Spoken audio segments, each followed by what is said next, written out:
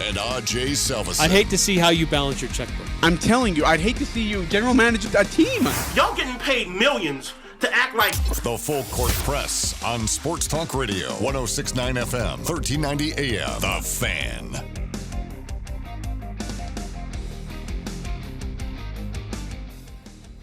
Hi. Good afternoon. How's your day? We're off to a great start here. I walk in on the Full Court Press. I walk in, it's dead silent. Your eyes are wide open, like, what do I do? Oh, I just blew that out. Crap. Wrong button. Wrong button. Boy, welcome back from Orlando, Eric. I know. Welcome back. How are you, Eric, though? You doing all right? It's been a crazy couple of days. Has it? Say that. Coming back from a vacation Getting is your feet back on the ground? Hectic. Yeah. Your feet back? That's good. That's good. You know who really needs their legs back and their feet back are the Jazz. They took care of things all right last night. Did they really? I mean, they were down by 17. We're up by 25 and then won by like 9. So I wouldn't necessarily say they took care of things. They won, yes, but they were they were fried. By like the third quarter, they were just, they had nothing left. No, they had a really good second and third quarter, and then they built up a 25-point lead, and then they were just like, But Lou Dort, he just kept playing. It's like, I'm not giving up. Has he ever missed against the Jazz? Has he ever missed a shot against Utah in his career? I'm kind of starting to wonder. I'm not going to lie to you. I remember watching him when he played for Arizona State. The Aggies played him. When was that down in Las Vegas? Yeah. Was it a neutral site? It was a neutral site game in Las Vegas. And he gave the Aggies fits. Oh, man, he was good. Like, gosh. You and I think... This guy with a weird name. Yeah. And he's just physical and just kept coming at him. And I remember watching, I was like, he's going to play in the league. He's going to be a league player. I just didn't think he'd be that good that fast. I got to be honest. I'm impressed. But hey, a win's a win. Yes. And your man, George Niang, got the start. He was hot. Oh, jeez. 18 points, had a double-double. Yeah, I bet you think he's hot. Come on, dude. He played well. Okay. You can't deny it. Every now and then, Chris Bryant hits a ball hard and it goes over the fence. But no one ever says Chris Bryant's a great hitter for obvious reasons, okay? Every now and then, George Niang might hit a few shots, but no one says George Niang's a consistently good rotational player. We were just down to freaking scrums by the start of the game, and then all of a sudden we had no legs left in like the third quarter. So we're just dragging ourselves all the way through. That's the problem. Well, the nice thing here is that the Jazz don't play again until Friday. Are they at Indiana or at home? It's in Salt Lake. Okay. So but it's like at noon or like 1 o'clock. Oh, that's right. It's that 1 o'clock game on. Yeah, that's right. It's really weird. Yeah, that's right. Why are they playing it that early in a weekday? Is it because it's an international broadcast? Yes, I think so. I've seen that before. Yeah, it's at 1 o'clock. What is that called, man? I remember because I read something on this of why they're doing it. And I can't remember what it was. Oh, I think one of the reasons there was because they did the same thing for Luka Doncic. There's like an international game between him and somebody else, and they put it like at 12 o'clock in the afternoon, like on a Thursday. But I don't know the whole entire story to that. Hey, that'll be on our station, though. Yeah. It'll cut into our normal regular programming in the afternoon. Not by much, right? Which, about 10 minutes. Okay. It's a good replacement for what else is there. Heck yeah. Oh, come on. It is. Who would you rather listen to? David Locke calling a Jazz game or Doug Gottlieb making up stupid lies again and saying stupid things on the radio instead of Twitter? He doesn't.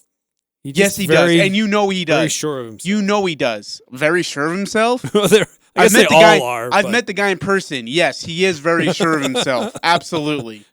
And he let you know that he was very sure. Oh my gosh. I was like, sir. He was not bashful about that. Sir, could you scoot down? Your ego is really tightening things up here on the press row. There's not enough room on press row.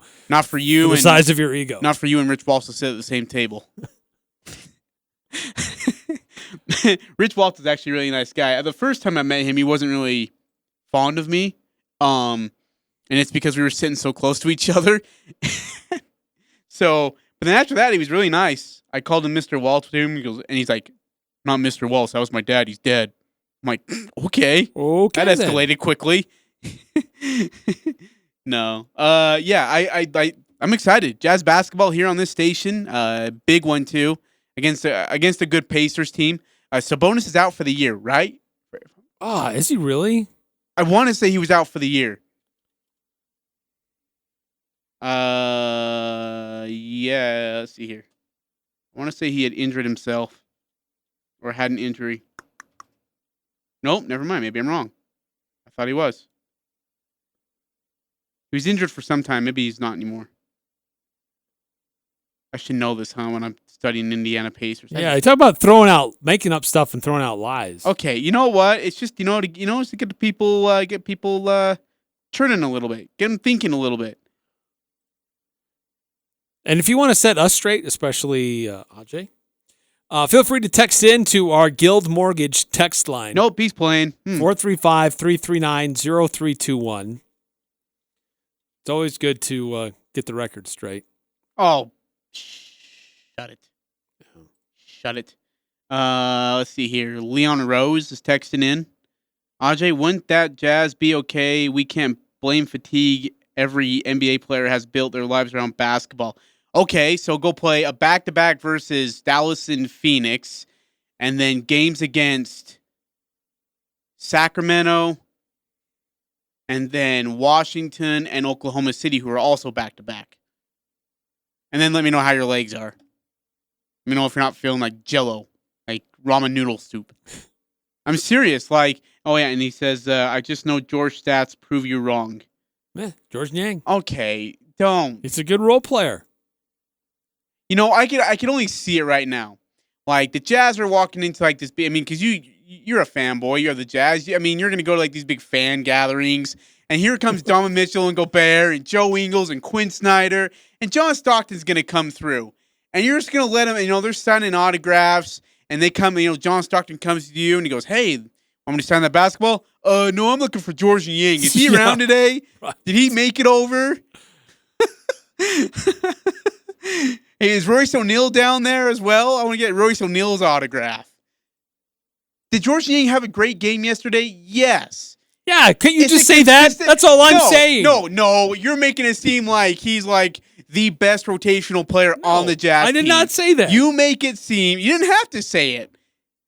Because you're putting words in my mouth. I'm not putting words in your mouth. I don't have to say anything. You're saying George Niang. You create dialogue that doesn't exist. No, your attitude of George Niang is, man, you should be his agent. Because right now he's the best bench player in the NBA. He is Sixth Man of the Year candidate right now. No, clearly that's Jordan Clarkson. But look, all I'm saying is, he had a nice game. He did. He had a good game. Played well in the role he was given.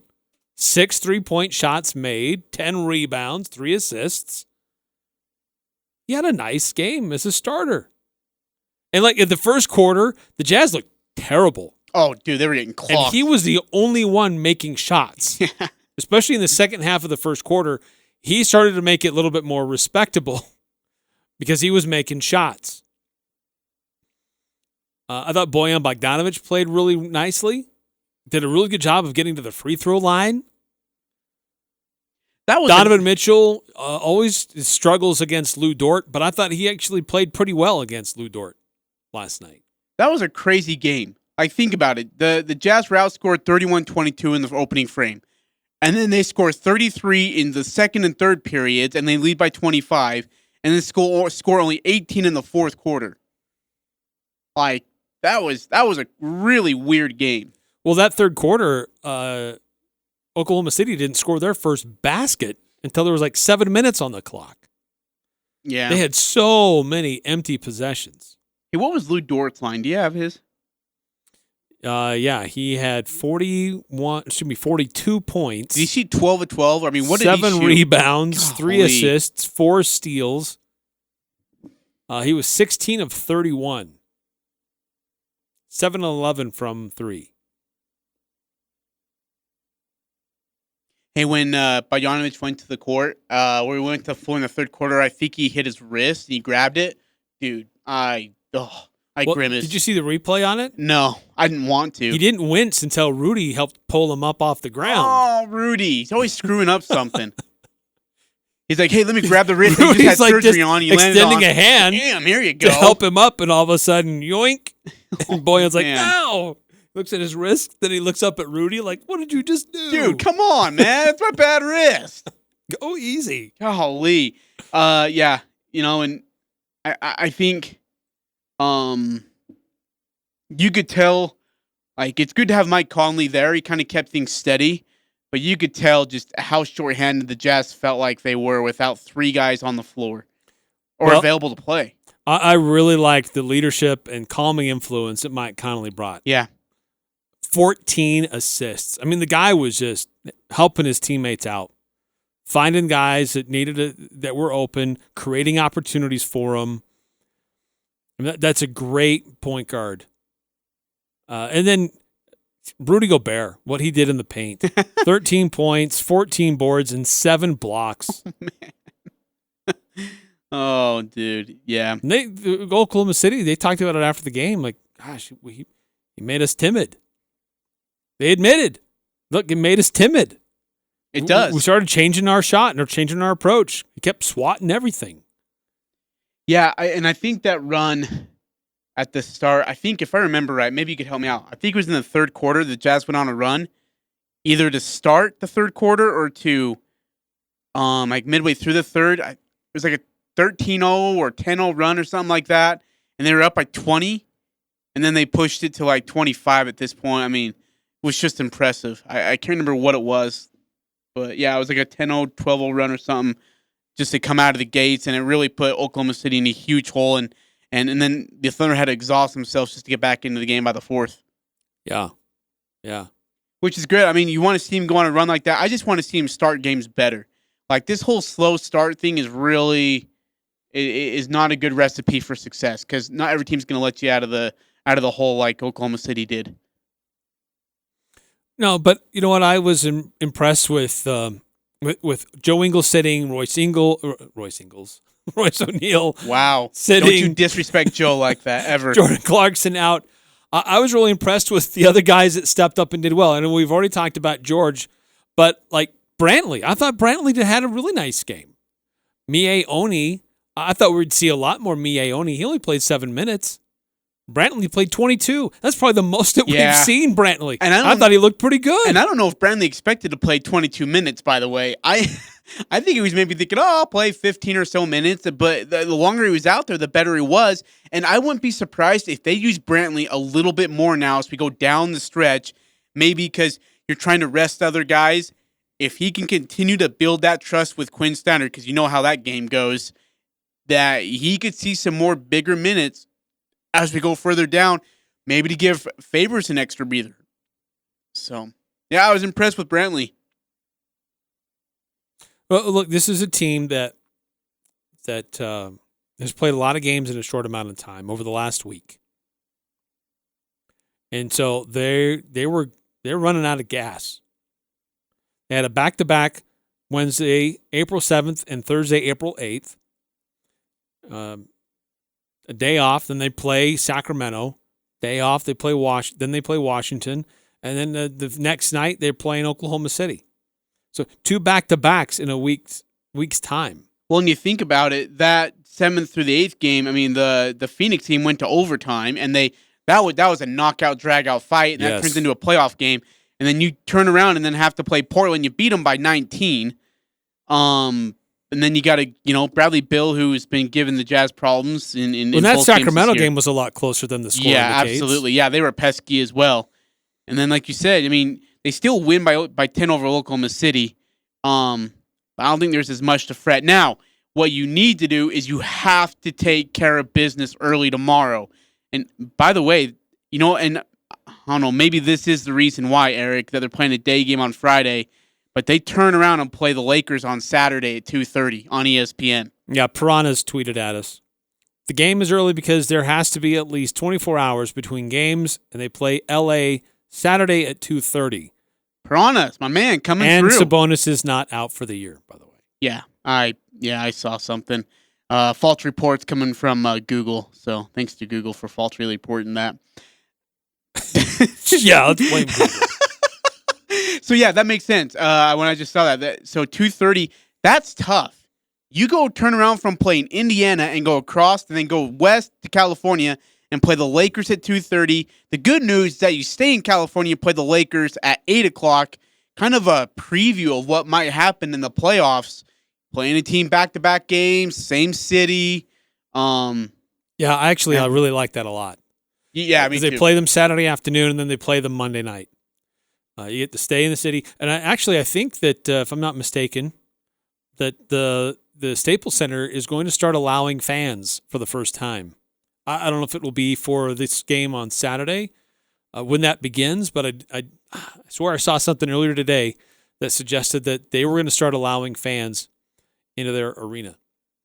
So, but I like that it's like we saw with Memphis last month, that couple of games, really 3 games in a short amount of time with Memphis, which is really unique. But to see the same team in close proximity, and that'll happen again. They'll play Minnesota once in Salt Lake, and then the very next game will be at Minnesota. And then they play San Antonio twice in Salt Lake City in early May. So these are good early previews to get a team ready for playoffs. Like, we saw the same team, we've scouted them. Now, what are the quick adjustments that we have to make on a short turnaround to face them again? So I really like that they do that. But look, this is a team that needs to find not necessarily find, but to utilize its depth and give some of its key guys. They need to take some breathers. I mean, they've been really lucky that they haven't had a lot of injuries. Yeah, they've been pretty minor. But that's you keep compacting the schedule. I was gonna say, man, that's the risk. playing with the devil's mistress when you're talking injuries, and you got to be so doggone careful about, like overplaying these guys to where they might pull something, might hurt something. Like, find a way to balance it, especially down the stretch here. I mean, I was actually looking at their schedule here, Eric.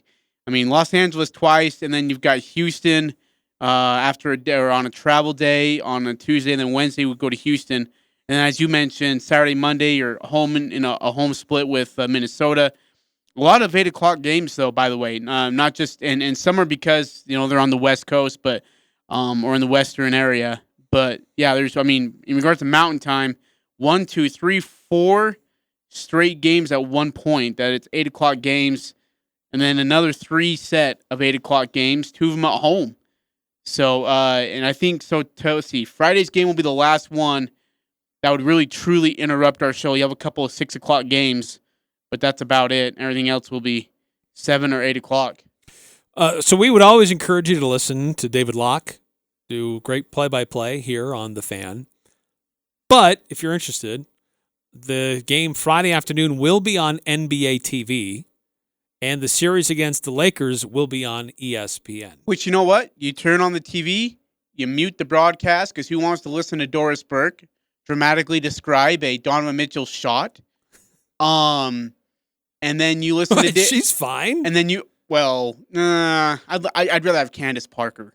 So you mute Doris Burke and Mark Davis, and you turn on TV, and then you say, okay, Google, play 106.9 The Fan, and bam, you're going to be able to listen to the game, or turn on your radio. Or say, Alexa, open the skill, 106.9 The Fan. Or grab your phone, get to the mobile app, push listen live, bam, jam, thank you, ma'am. There it is. We are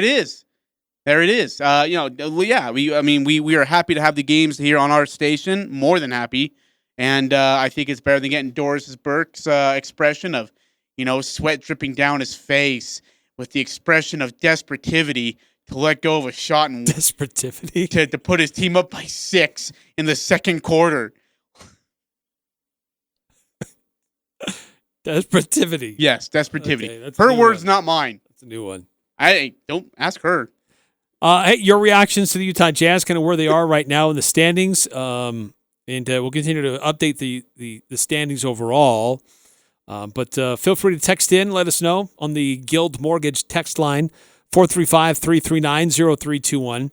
9315 texts in, why did they think Rudy would not block so many shots? Have they not seen other games the Jazz have played?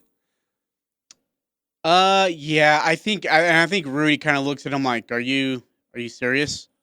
There was some stuff going around. Just was it yesterday? Your favorite guy, Ben Simmons, is talking about how Rudy is not the defensive player because of the year because he doesn't guard all positions. Well, you know what? I can tell you right now, Ben doesn't guard all positions either because guys are putting 42 points on him right now. Hey, and you know what? By the way, really, a side note to that, he needs to shut his mouth because there are teams right now that are like, oh, you think you can guard me? That's what you're saying? All right. Try guarding Jason Tatum right now. Try shutting down Kevin. You know what? We're going to put Kevin Durant on. You're going to see if you can really guard him on national television. Well, and see, actually, you're making the point that I was going to finish with is that some people think that, oh, yeah, he's really not that good. I'm going to show him. Yeah, he needs to. He might want to start keeping quiet. And they'll disrespect him, thinking, yeah, he's not really the defensive player of the year. Nor should they think. Like Kevin Durant looks at him like, "Are you serious right now?" Because like when we face each other in a 7-game series in the playoffs, I'm going to be calling for a switch every time I see you, and I'm just going to rise over and hit it, and I'm going to have 50 after 3. And we're gonna find out who the defensive player of the year is. Like, and so like he's doing Rudy Gobert a favor. Yeah, well, and I think there's some in the NBA who have that similar attitude towards Rudy Gobert. Yeah, like true. Oh, he's not really a defensive.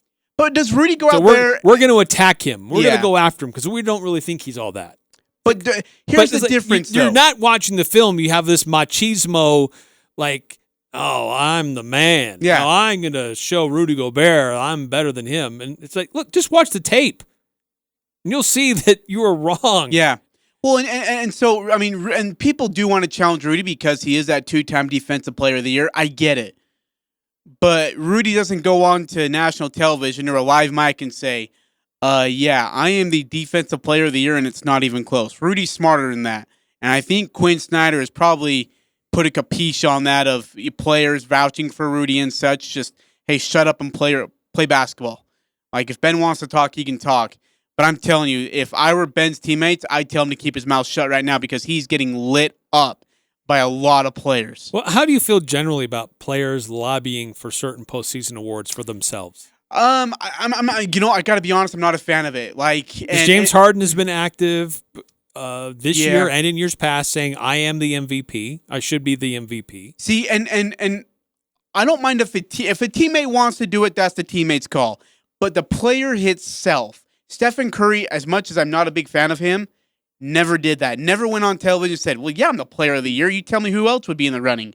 Michael Jordan sure as heck didn't do that. Michael Jordan, actually, I swear, there were times Michael Jordan was hoping that someone else would win it, so he had a reason to go dominate him. just to be like, chip on his shoulder. Okay, yeah, that's you, huh? Clyde Drexler in 92, Karl Malone in 97. He was thrilled about it. He's like, all right. Thank you. Yeah, exactly. Kobe Bryant was the same way. No, Kobe Bryant never went on television. He got robbed, I think, in 06, 05 by Nash, maybe. And when he should have won it and he didn't get it. Yeah. You didn't see him lobbying at the time, though. He kept his mouth shut and just, all right, I'll go play. Now, granted, they weren't that great in 06, but he was phenomenal himself. I'm with you. It rubs me the wrong way when somebody is actively waving their own flag. Yes. Like, yeah, you should be voting for me for MVP. What can I ask you? But if it's like, hey, you know what, my teammate, he's having a heck of a year. You guys should be talking about this guy as the MVP. I'm all for that. Support your guys. Rally for your dudes. You know, like the guys that are on your team, that are on your bench. Yeah, you're doing everything you can to hype them. But I don't know. It just rubs me the wrong way. Somebody saying, you know, I should be the defensive player of the year. I'm the guy. Were you like let your actions tell me that? I don't need your words to tell me that. Are you in the same column when it comes to the All-Star game? Because Rudy Gobert vouched for himself to be in the All-Star game. Mike Conley did that this year as well. Or do you stand in that same column when it comes to the All-Star game stuff? I think it's a little bit different. I know it can seem somewhat similar, but that being part of an All-Star game, it's being part of a group of players. When you're talking about the MVP or Defensive Player of the Year, there's only one guy who gets it. Yeah. That's true. Yeah, and So almost to say like I'm playing at an all-star level, I'm playing at a high level with I'm in an elite company in the NBA. I don't have a real problem with that as much as I do. I should be the one to receive this one award. yeah, the one award.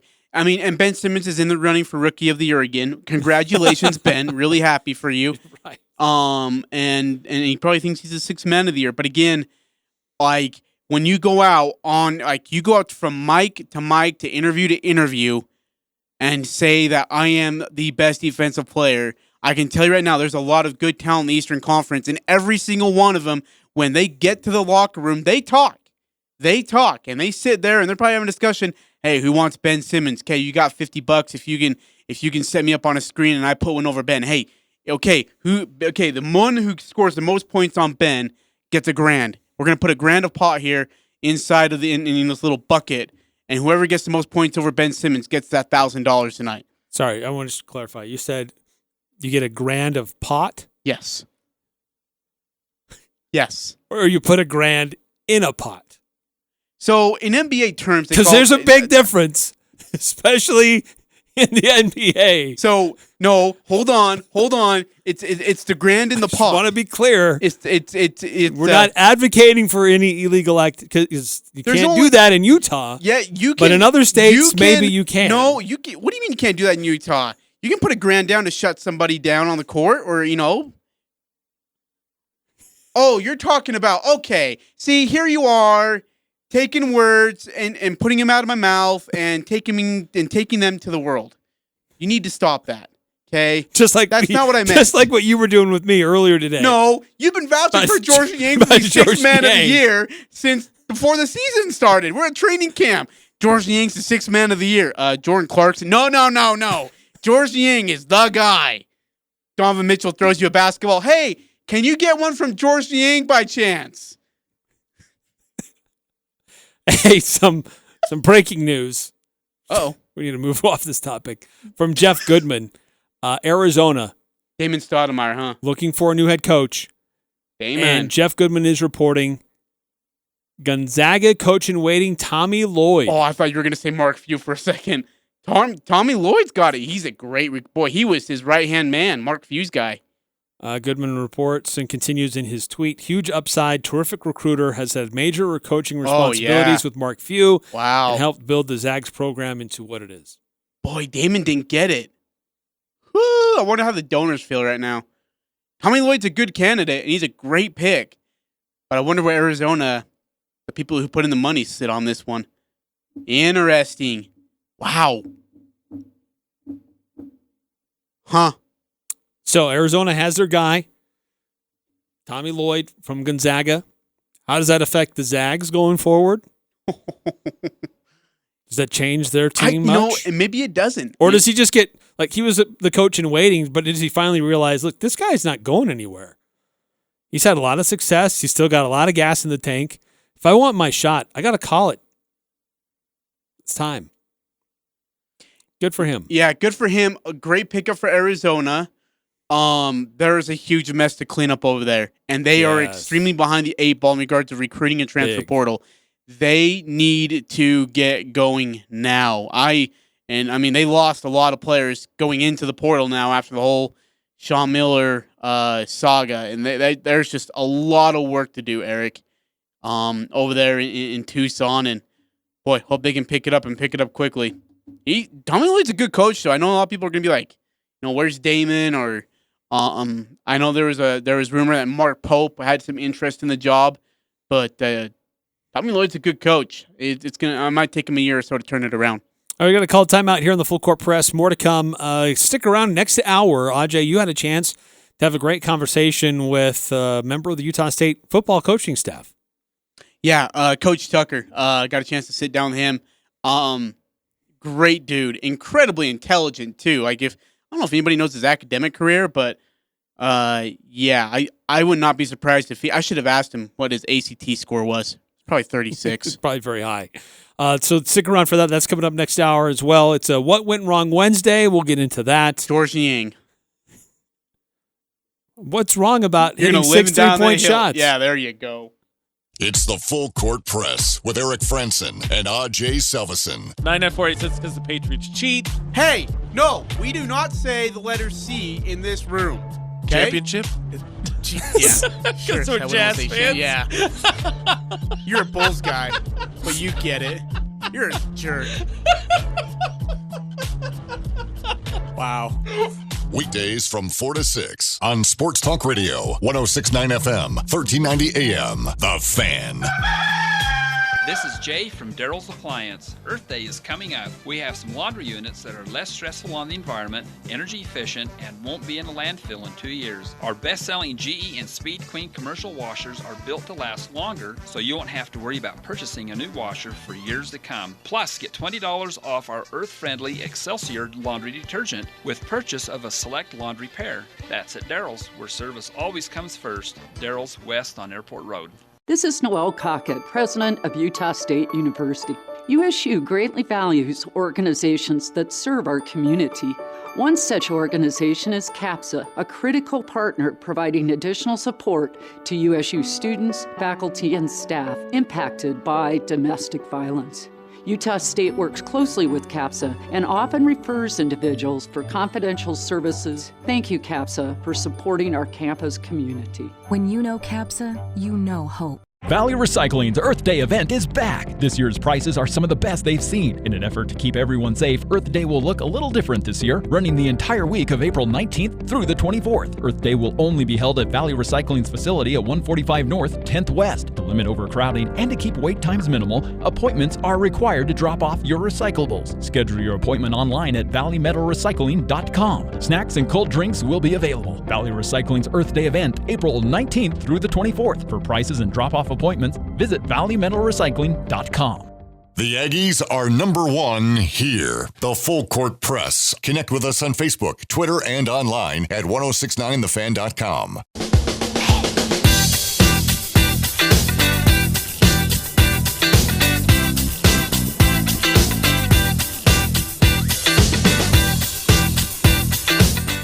The Utah Jazz stay on top of the Western Conference and on top of the entire NBA for that matter.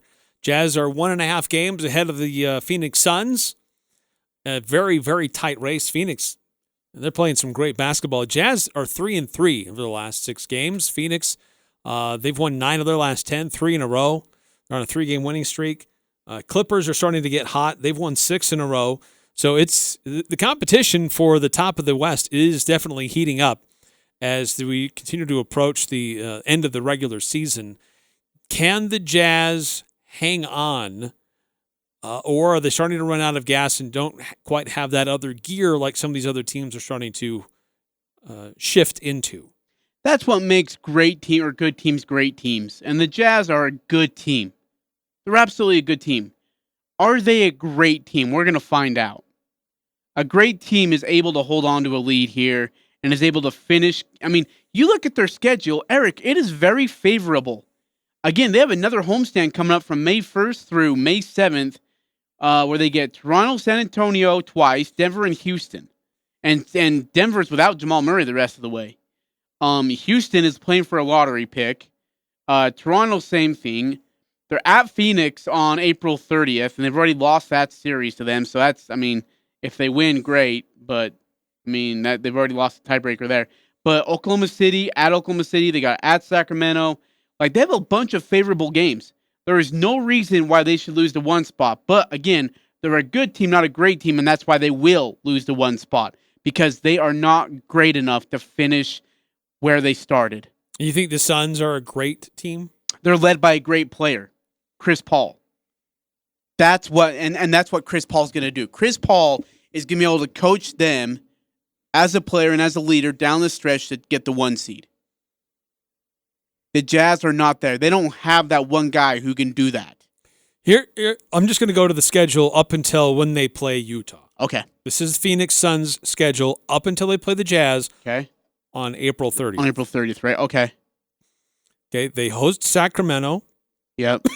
Excuse me. Host San Antonio. Okay. Go to Milwaukee. Go to Philadelphia. Go to Boston. Go to Brooklyn. Go to New York. They come home to host the LA Clippers, and then they host the Utah Jazz. The same Clippers that beat them to shreds. That is a brutal run before they come home to face the Utah Jazz. Are any of those back-to-backs, Eric? Back-to-backs. Philadelphia and Boston, that's a back-to-back. That's a brutal back-to-back. And then Brooklyn and New York. Jeez. Ouch. Those are back-to-back.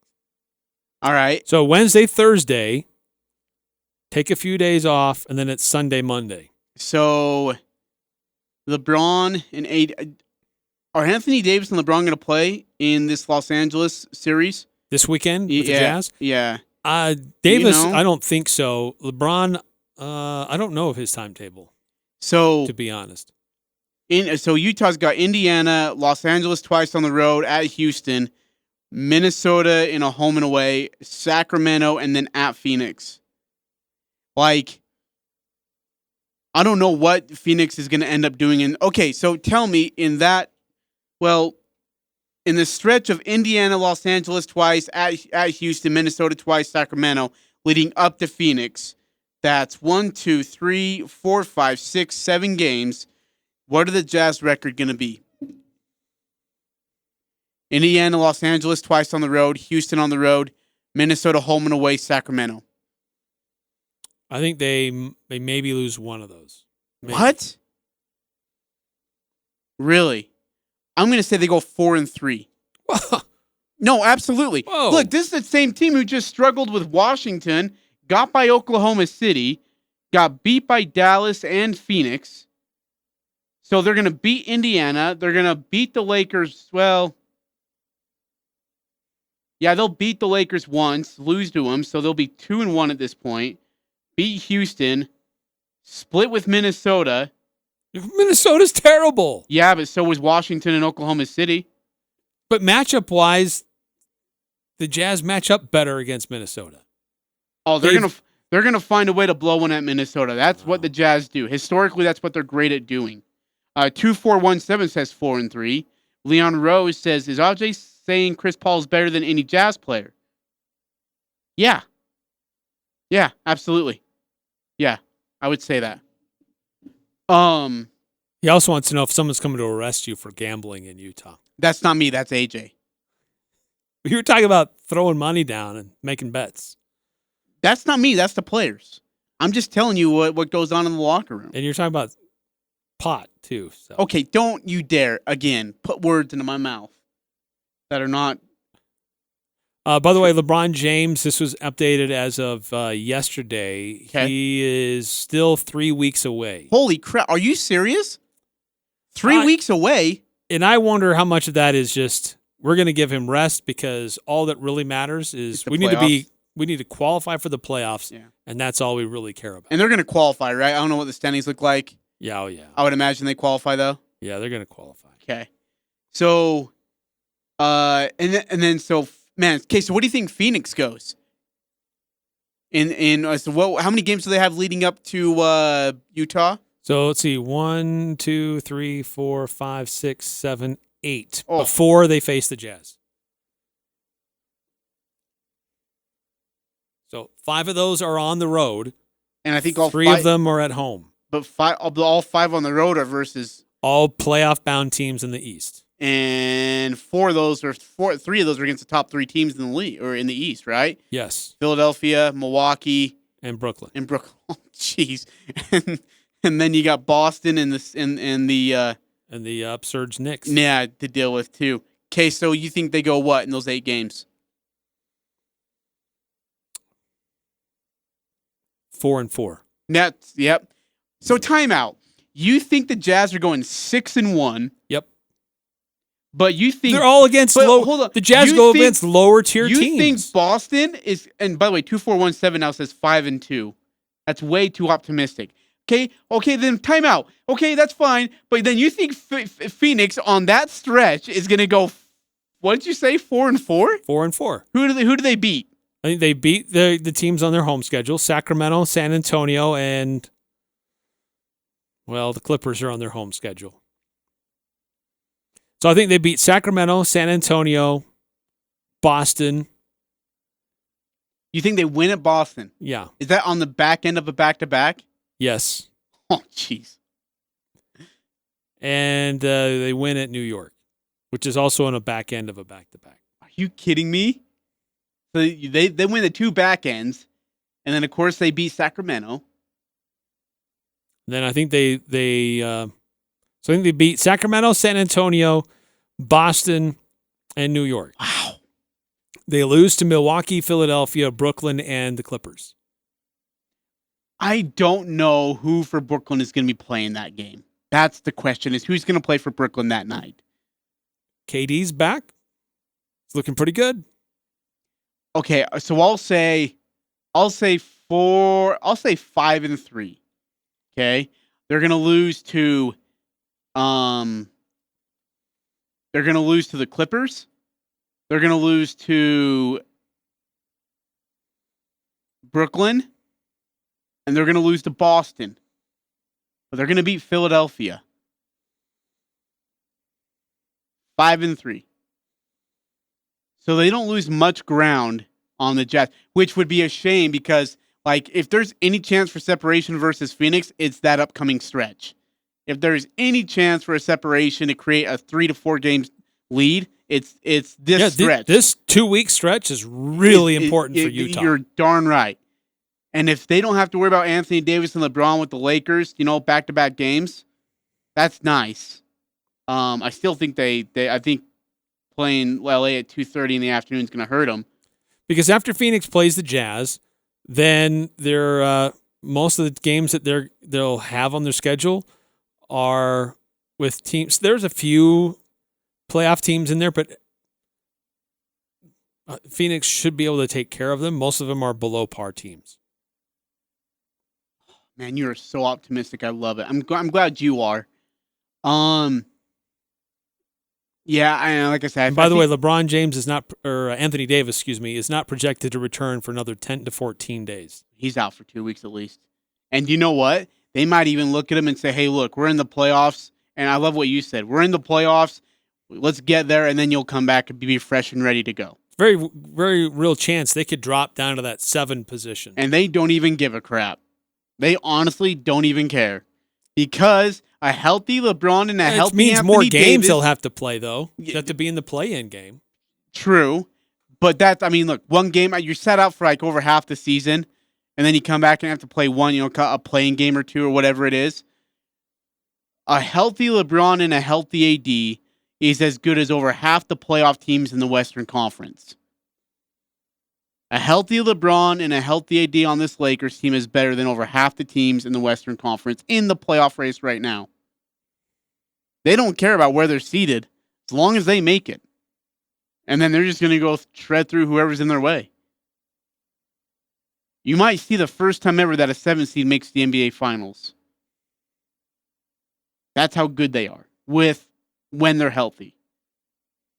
And I love our Utah Jazz. I'm a big Utah Jazz guy. Just like you are. But that's questionable. No, it's true. But I'm a realist. And when you face the LeBron James Lakers, there's not a shot in snowball's heck chance that you're going to be able to beat LA in 7 games. That's just not happening. All the more reason for the Utah to still try to maintain that number 1 position. Oh, absolutely. Yes. Oh, heavens, yeah.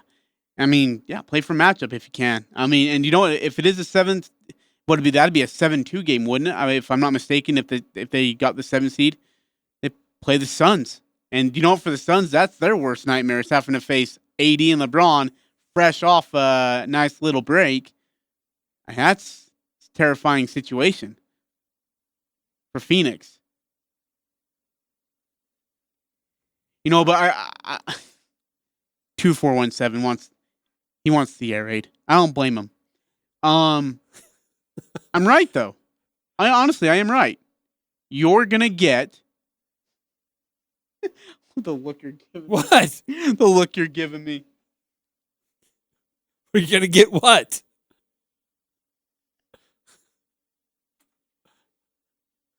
Are you playing it? No. It's just like dead silence here as you were like, roll your eyes and why don't you give me the air raid? The Jazz will be a 1 seed and not make the NBA Finals. Hit it. Yes.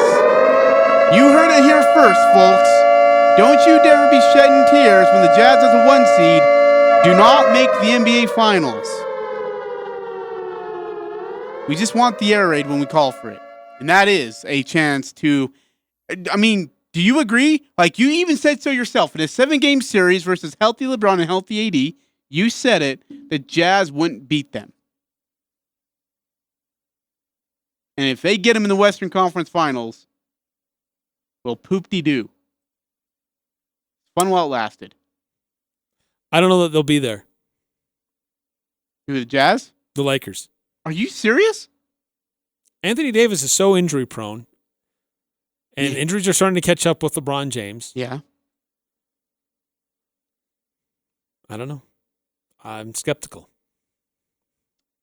I've learned to never doubt LeBron James. Well, there's he took that. Daniel Gibson and Anderson Varejao and Elmo and like Mr. Rogers to the NBA Finals in 2007. And then he turned around and took Snoop Dogg, freaking, what's that bearded buffoon? Matthew Dellavedova. And by the way, Snoop Dogg wasn't even sober, as you could tell by his performance in the NBA Finals. He took those guys to the NBA Finals 4 straight times.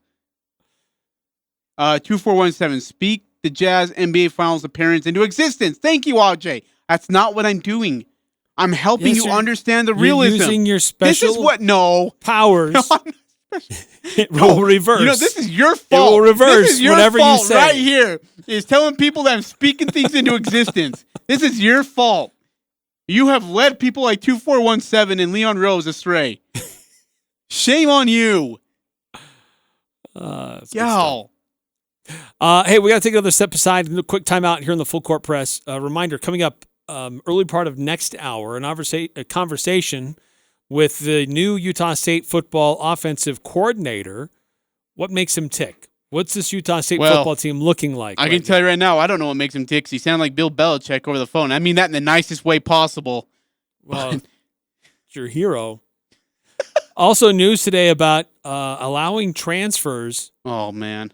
This isn't good. Without having to sit out a season. We'll get into that coming up as well. But before we do that, join us next Thursday, April 22nd at Castle Manor in Hyde Park. If you're looking for an employment, if you're looking for a career change, go visit what's going on there at Castle Manor between 11 and 6. There'll be a bunch of different businesses there that are ready to hire right now. Bring your resume with you. And in some of the cases with some of the businesses that will be there, they may actually do some on-site interviews. So come prepared and see if there's maybe a better job for you out there. Maybe you have a job right now and you just want something better, or you're looking for something different. Come check out the Cache Valley Media Group Job Fair at Castle Manor in Hyde Park, Thursday, April 22nd from 11 to 6. And we'll have lots of information there, a lot of different variety of types of businesses that will be available. And you can find more details at CacheValleyMediaGroup.com. We'll see you there on Thursday from 11 to 6 at Castle Manor.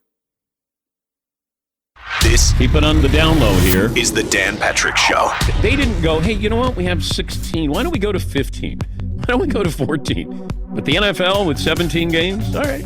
More fantasy, more gambling. Yeah, more money. Yes. Feels like we're entering the load management era of NFL with all these games. I'm going to sit this week 9 out. Dan Patrick. The Dan Patrick Show. Weekdays from 10 to 1 on Sports Talk Radio, 106.9 FM, 1390 AM. The Fan.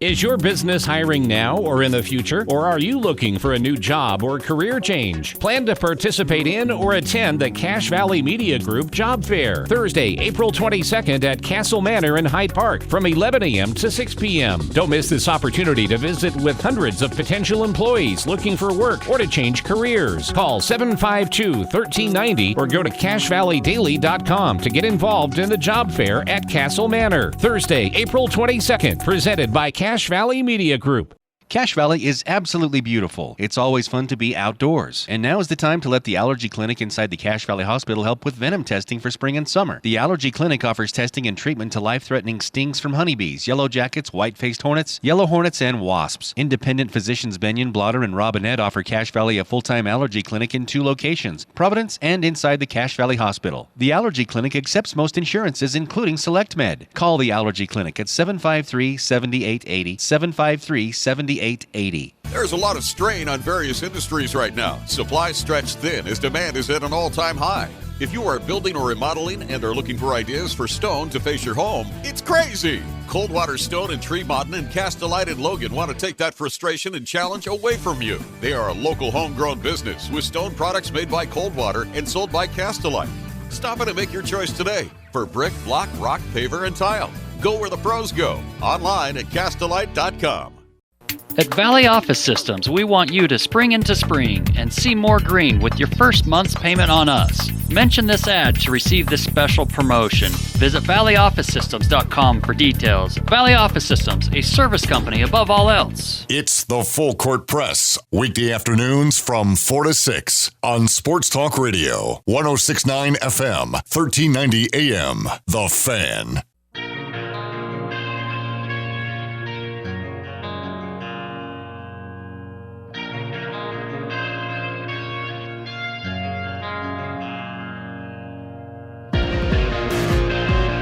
Eric Frandsen, Ajay Salvesen on a What Went Wrong Wednesday. How about a what went wrong with some of the words that you're throwing out there today? No, I didn't do anything wrong. You're putting words into my mouth. Okay, no, you know what? I got receipts. Okay, Mr. George Yang, #1 fanboy. I've got receipts. Okay, you think he's like the 6th man of the year and stuff. Don't blame me, blame you. 9315. This sounds like when Ajay said, I will bet on it that the Jazz will end the season in the 6, 7, 8 spot. We know that won't happen. Okay, that might have been accidental. Eric is a preacher of the truth. No leading astray. What are we doing here? He also adds, how has the Cougars and Broncos led Ajay astray? No. Eric knows best. They have, okay. I don't know. Is that a relation to you? 9315, identify yourself I right am not now. related to Leon Rose in any way. That I know of. I have to check my family tree app. You're going to be sorely disappointed, Eric. Yeah. Sorely disappointed. Hey, just a few minutes left here in this hour. Don't forget, coming up next hour, conversation with... really quickly, though. 5763. Jazz are an elite team. They have struggled in the postseason, but this is the year. We have never heard that before. Let's have some optimism and believe in our team. Go Jazz. Ajay will eat his hat, and I hope we do face the Lakers and beat them in 6. Hashtag take note. You guys are way too optimistic, Eric. Way too optimistic. At the start of the year, I said the Jazz would be a top 3 team, and you mocked me. Yeah, of course I did. Here they are. They've been the #1 team for months. But you know, we got 17 games left. We're going to find a way to screw it up, though, in 17 games. 17 games against mediocre to less than mediocre competition. Well, great, because you know what? Washington didn't really get that note. No. It's true. Hey, the last minute here on the show on a What Went Wrong Wednesday. Yeah. Don't mean to detract too much from the conversation, but I want to say what went wrong at Ridgeline High School yesterday. Really disappointing. I don't know if you've seen the news. I know there's a video that went viral. Somebody cutting down a pride flag there in the Commons area. Bunch of kids cheering. Yeah, we don't need that. No, those are a lot of kids that they're just trying to stay alive. Yeah. A lot of them. And Ridgeline's better than that. They are. They're better than that. They've been taught better than that too. Yeah. Can't imagine being one of those kids, seeing that happen, and then seeing all these kids cheer as it's being ripped down. That make me sick. It's no bueno. Yeah, everyone is. That's embarrassing, quite frankly. Everyone is who they are, and accept them for who they are, and try to better everybody by not tearing them down. Yeah. No, I agree. Right. Darn it. We can love kids, and look, they're faced with so many different anxieties and challenges these days. Scary. Last thing we need to do is be throwing stuff like that on them. Yeah. So That's definitely high in my category of what went wrong. As it should be. But what went right is a lot of parents out there showing support today. Big parent rally at the school today as kids came out of school. So kudos to the parents, those showing support. Absolutely. All right, coming up next hour, great conversation. Stick around. I'm Dan Patrick, and this is Above the Noise. If you read a lot about the NFL draft, you might find some of the analysis confusing. ESPN's Mel Kiper has a big board where he ranks the top prospects. But then he has a completely different order of players in his mock draft. The reason is teams have to think about a player's position almost as much as talent. Florida tight end Kyle Pitts, LSU wide receiver Jamar Chase might be two of the top 3 players in the draft, but they probably won't go in the top 3 picks. Teams prioritize quarterbacks, not just because they're the most important players on the team, but the market also forces them to take advantage of rookie salary limitations. Veteran quarterbacks eat up too much of the salary cap, and you really can't build a great team around them. So here we go. Quarterbacks could go 1, 2, 3, maybe even 4. Then the 5th quarterback probably won't be on the board that much longer. That doesn't mean that they're the best players, but that's the reality of today's NFL. I'm Dan Patrick, and this is Above the Noise.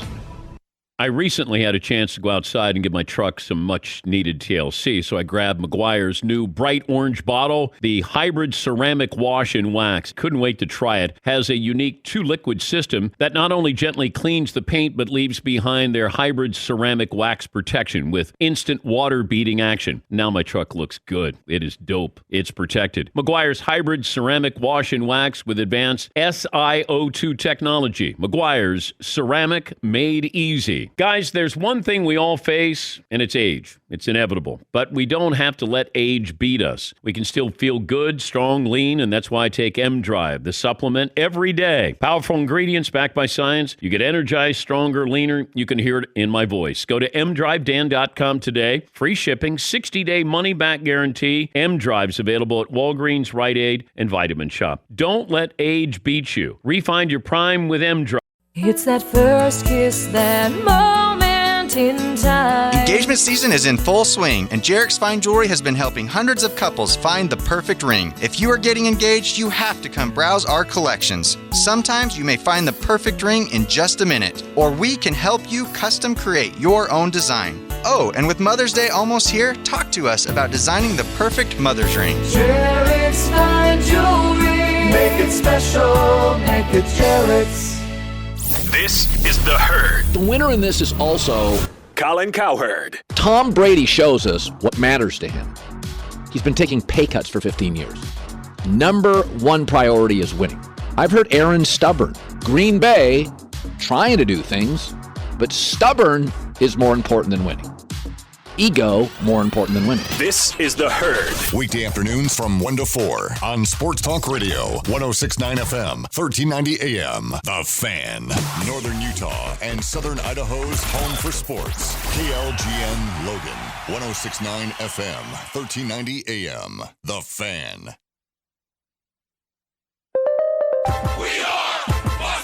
And here's what you need to know. According to college basketball insider Jeff Goodman, the University of Arizona is selecting Gonzaga assistant coach Tommy Lloyd as the Wildcats' next head basketball coach after U of A canned Sean Miller. The NCAA Division I Council has reportedly voted to give football and basketball players the chance to transfer once without having to redshirt a season. The Cleveland Browns fetch free agent defensive end Jadeveon Clowney for a one-year deal valued as high as $10 million. Clowney was bogged down by a knee injury last season. The Brooklyn Nets are holding 4 out of their best players out of tonight's game against the 76ers, which is about to tip off. Kevin Durant out with a left hamstring issue. Also, James Harden, Blake Griffin, and LaMarcus Aldridge are out for various reasons. And the Bucks, without an injured Giannis Antetokounmpo, suplexing the Timberwolves 130-105. That game already final. Chris Middleton with a game-best 27 points. I'm Brian Fenley. It's the full court press. There is no stopping this team. The Aggies, the Jazz, the high schools. If it's the sport you care about, we're talking about it. Merrill for the lead. He's got it. It's the full court press with Eric Frandsen and Ajay Salvesen. I'd hate to see how you balance your checkbook. I'm telling you, I'd hate to see you general manage a team. Y'all getting paid millions to act like. The Full Court Press on Sports Talk Radio, 106.9 FM, 1390 AM. The Fan.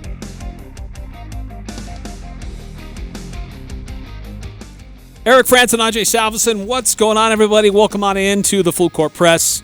106.9 FM, 1390 AM. Streaming online, 1069thefan.com. On the free to download 1069 The Fan mobile app. And wherever you may be listening. Thank you for even listening. If it's after the fact. Got a on new our group podcast. of listeners just tuning in right now, and they're looking forward to hearing from Coach Anthony Tucker and new offensive coordinator. I had a chance to sit with him for just a few minutes and talk some football and spring ball.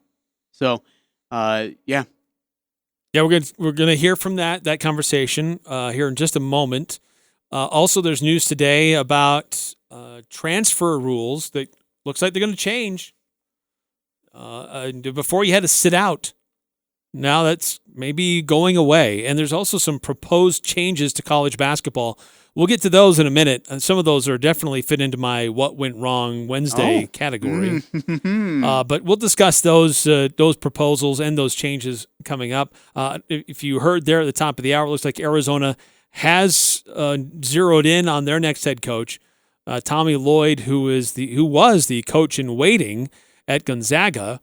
But has decided it's time for him to call his own shot, and he's headed to Tucson to be the next head coach of the Wildcats.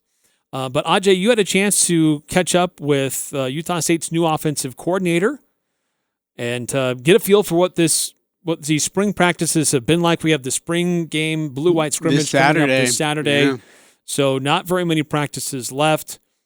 And let's just get into it and hear what he has to say about how things have been going so far and what we might see on the field on Saturday. All right, joining me here on the Full Court Press is Utah State football offensive coordinator. It's Anthony Tucker here. Coach, thanks for your time. Grateful to have you. Oh, man, glad to be here with you guys. How you doing? We're great. Hey, so you had a ton of success at UCF. I mean, incredible success, including in the 2020 season of your running game. What brought you to Utah State? What was the most attractive part of coming to Logan? Well, first of all, I have a previous relationship working with Coach Anderson, so, we're very, very closely aligned with our approach, and I believe in him, and we've had, success together. So it was very, very attractive to be able to reunite with him and kind of join him on this new challenge. And the other part of it is, I grew up on the West Coast, so I was very familiar with Utah State. I played, in an earlier iteration of this conference, played in the WAC conference with Fresno State, and I'd seen the success and rise of Utah State football. Also had a chance to face them when Coach Anderson and I were together at Arkansas State, and they're a really, really good team. And so really attractive to get back to the West Coast, work with Coach Anderson and come in here and kind of, reignite, where this program has been before, just in recent years, 2 or 3 years ago, they're 11 win team, and really just the success that they've had over really the last 8 or 9 years. So, just really excited to get back and work with Coach Anderson. Are you adjusting to the weather all right? I mean, Central Florida doesn't see like high gust winds and a lot of snow for 3 days straight. Are you doing all right? You know what? I'm a Four Seasons guy. So, I like when the weather gets a little cool and you can put on a jacket and 90 degrees and humidity every day. It can get a little bit tough to deal with. So, I love Florida, but I have no issue with Four Seasons here, man, and I have no issues with these winds, and we got a little snow today, so not an issue at all. Well, hopefully the weather will be good to go for Saturday's spring scrimmage. Coach, how is spring ball going for you guys so far offensively? What have you liked so far, and what do you think you could improve upon getting ready for this Saturday? I feel like we've made a ton of progress with, obviously there's things that there's a ton of teaching and everything that goes goes into it. From the standpoint of installing a new offense and things like that. But first and foremost, we have a bunch of great guys on this team. We've had zero pushback. They show up and it's a team that is great in the meeting rooms. They're great in the weight room. They're great out on the football field. They work hard. I think just really feel like we've accomplished what we're trying to accomplish and just really building the foundation of what Coach Anderson is trying to instill in this program. We've had a ton of effort, and guys are working really hard and very willing.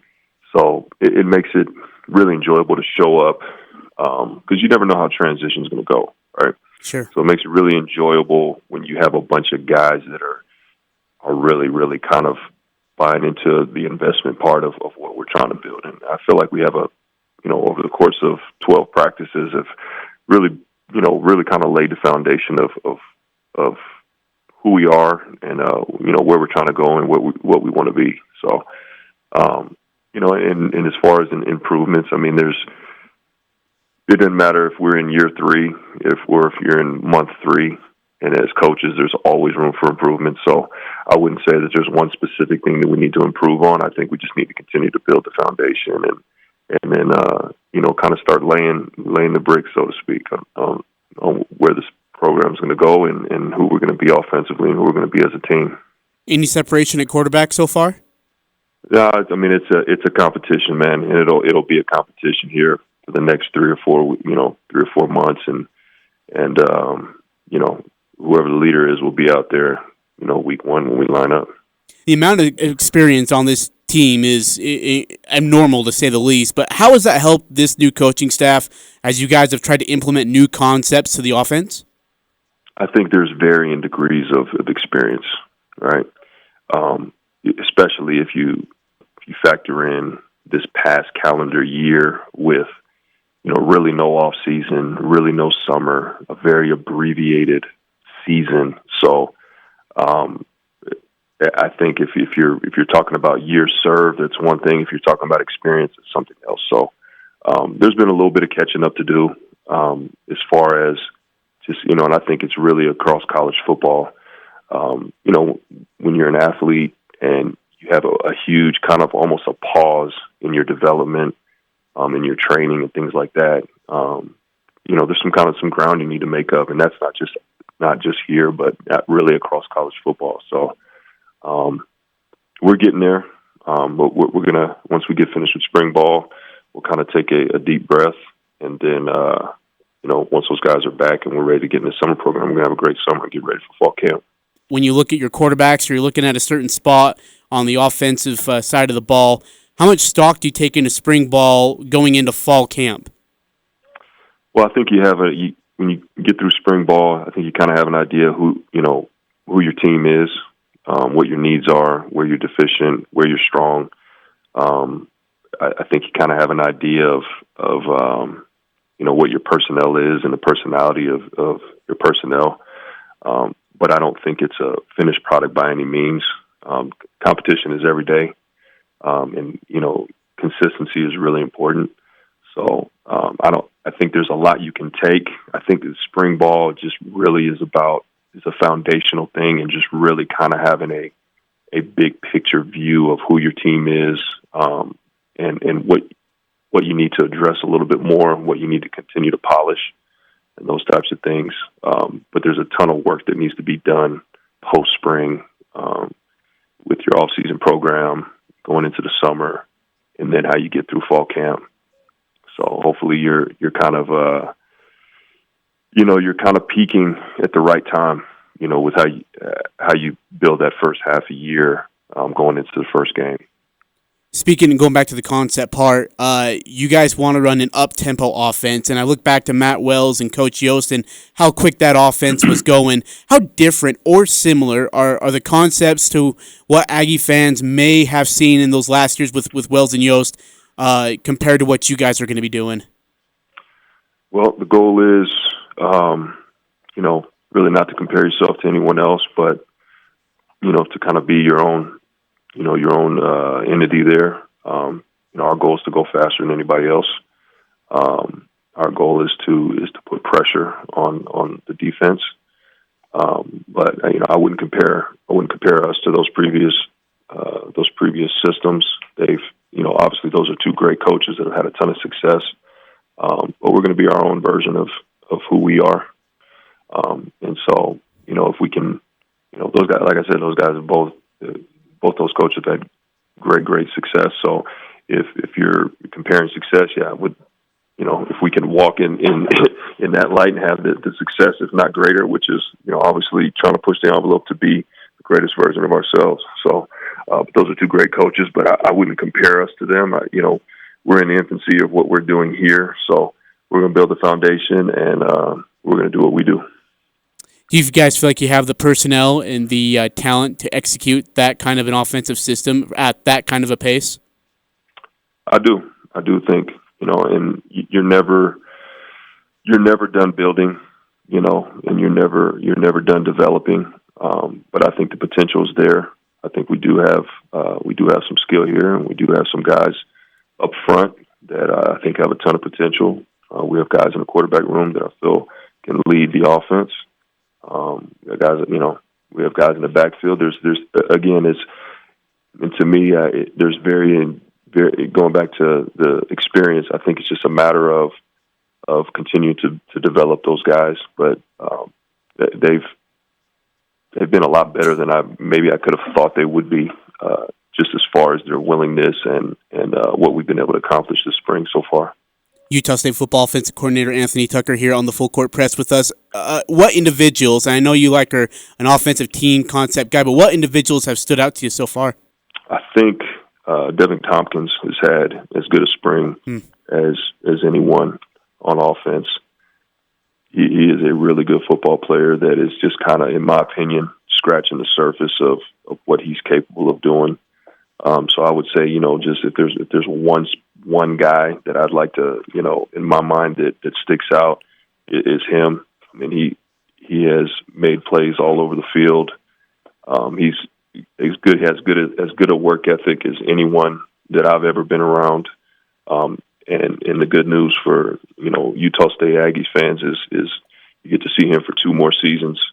And then to me, the sky's the limit with him, especially with his work ethic and his approach and how he's in the meeting room, how he lives. And he's got some leadership qualities.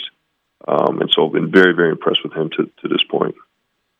What are your thoughts so far on the quarterbacks, just in regard to their performance and what you've seen out of them? I've been happy with the quarterbacks. It's never easy as a quarterback, I'd say, especially with having to learn different systems and things like that. And there's guys in that room, in that quarterback room, who have been a part of a couple of different systems and numerous coordinators and things like that. And then there's also, there's not a ton of experience, and again, you factor in last year, and that delays the development a little bit. But from day one to now, been very pleased with the progress, and obviously there's a ton of more improvement. They can kind of continue to build that momentum here in the next 3-4 months. What's 2 of the most maybe key things that you're seeing or you want to see out of your quarterback to project the starter coming up here in the fall?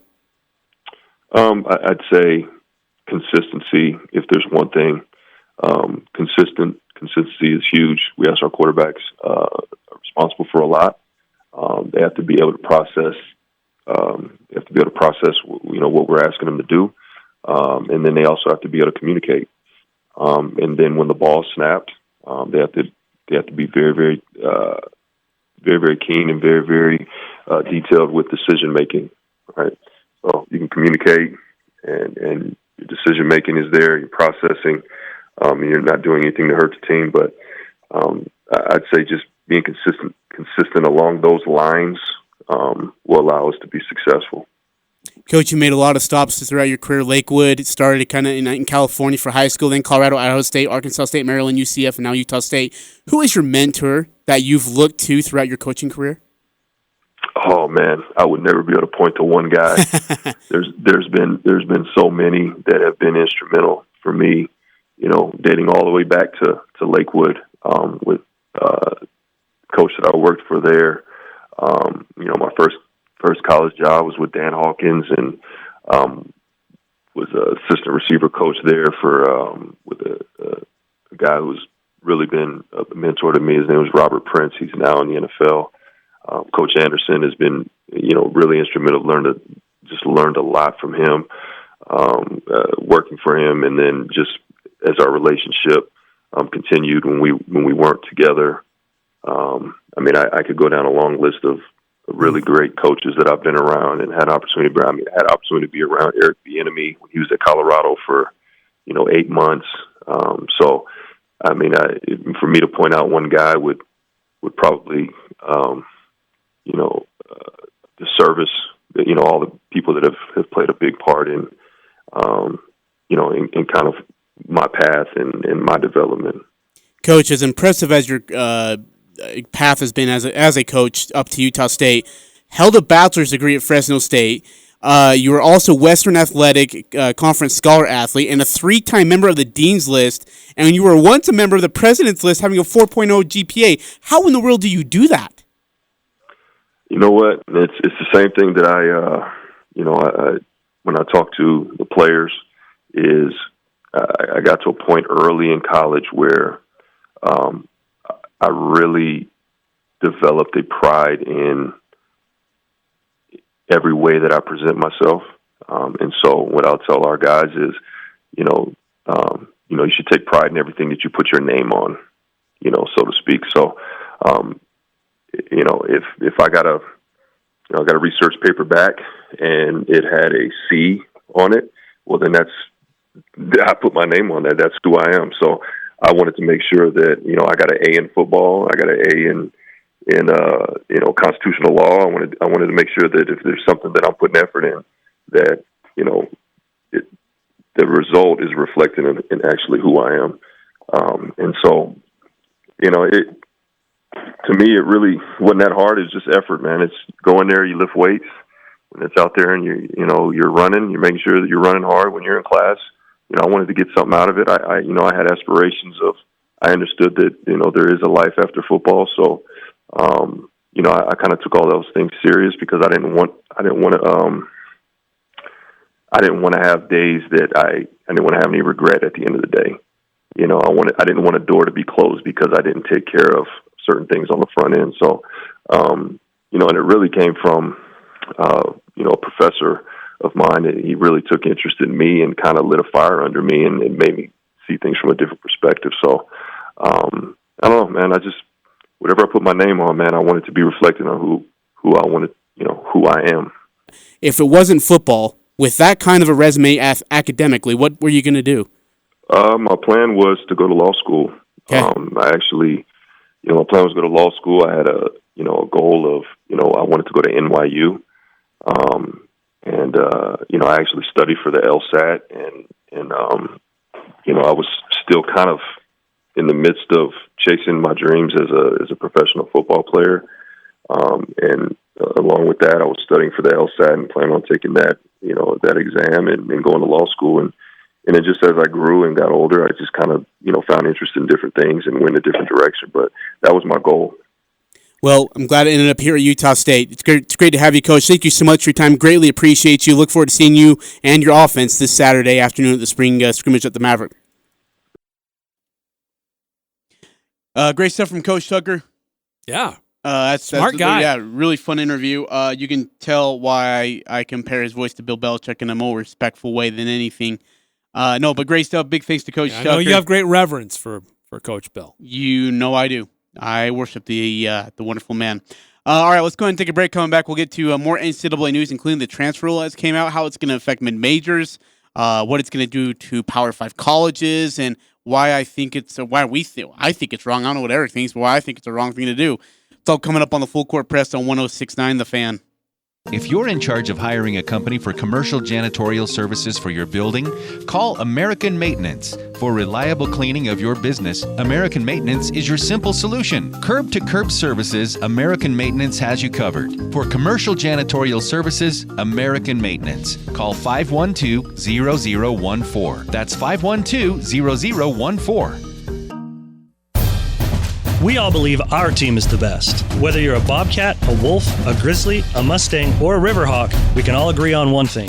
Les Olson Company is the best choice for your office technology needs. So if you need to copy it, print it, scan it, or network it, Les Olson Company is there for all of your office technology needs. Just Les Olson it. Visit lesolsonit.com today. Les Olson Company. I've got muscular dystrophy. That means my muscles are weak and it can be hard to breathe. Now is a scary time for everyone, as we are at a higher risk for respiratory infections. In good times and bad, the Muscular Dystrophy Association helps kids live with neuromuscular disease. The pandemic places more than 200,000 adults and children with muscular dystrophy at a greater risk. Breathing is often hard when you live with a neuromuscular disease. But the Muscular Dystrophy Association is here to help. MDA is what ensures they receive critical medical care at one of over 150 care centers across the U.S. During COVID-19, kids like me are at a greater risk. The Muscular Dystrophy Association needs your support now more than ever. COVID-19 won't stop us. To learn how you can help, please visit helpmda.org. Thank you. It doesn't matter who you root for. The Full Court Press has all the high school sports covered. The Full Court Press. Connect with us on Facebook, Twitter, and online at 1069thefan.com.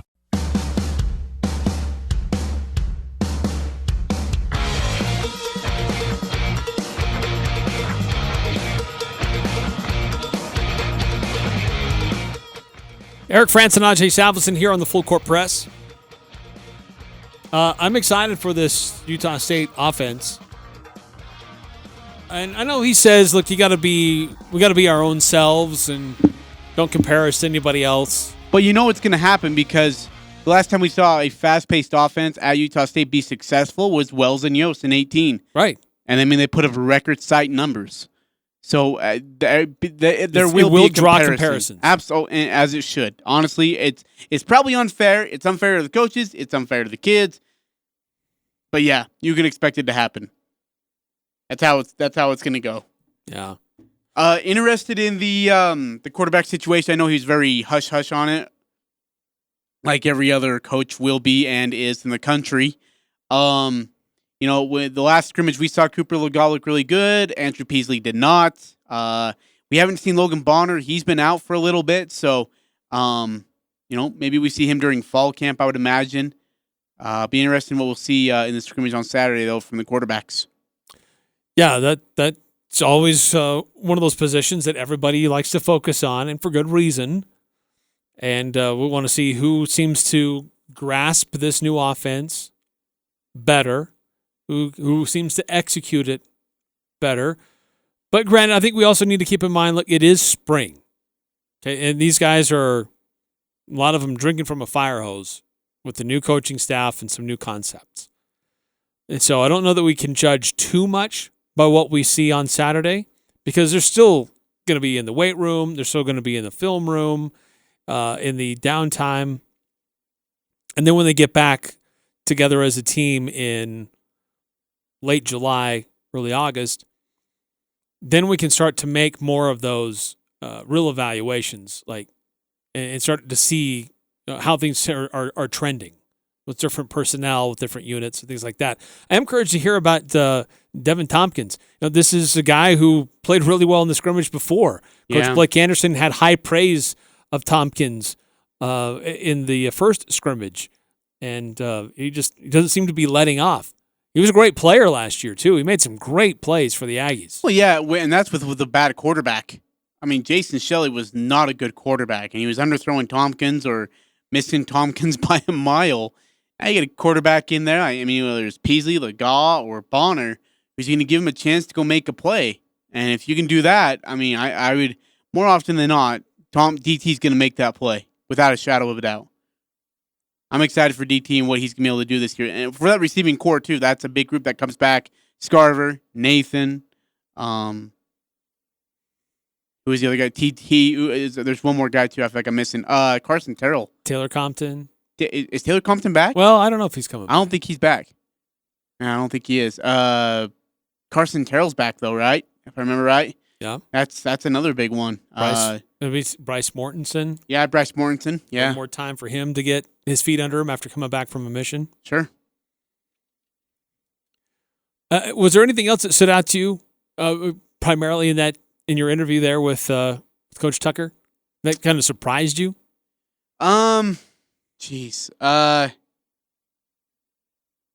got to go back and think about the interview itself. No, not really. I think everything else kind of, like you said, he's going to be, and he does it in a respectful manner, but he's going to be kind of vague on some things because he doesn't want to, showcase everything through an interview. And the offense will be interesting, though. Up tempo. That's one thing I'm really looking forward to. I mean, we saw on, you and I sat with each other at the scrimmage the first time, and you could hear Anderson saying from the field, "We're not going fast enough. We need to go faster." And then he said it in his post-game interview, too, like, we're not going fast enough. It has to be faster.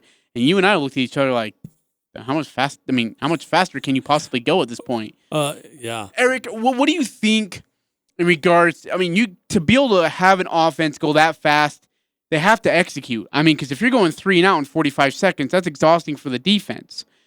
Are you at all worried about maybe, a talent or maybe the offense not executing well enough that we're going to be in the same situation as we were in 19 when we were getting drug on the field, all over the field by Air Force, BYU, and Boise State because we weren't good offensively in a no-huddle system? Sure, I think that is a concern. That if the up-tempo offense works, as long as it is working, right? If you're not executing, it is a death sentence for your defense.